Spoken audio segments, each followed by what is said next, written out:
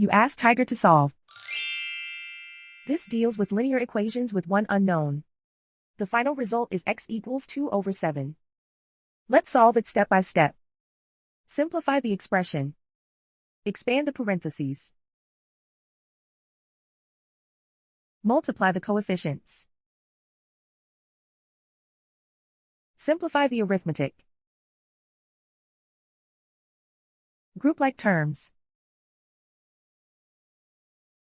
Simplify the arithmetic.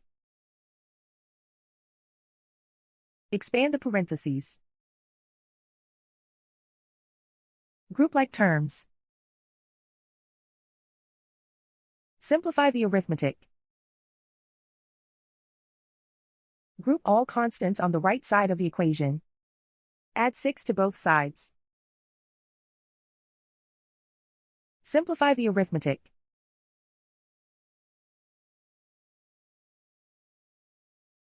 Isolate the x. Divide both sides by 21. Simplify the fraction. Find the greatest common factor of the numerator and denominator. Factor out and cancel the greatest common factor. And so the final result is x equals 2/7.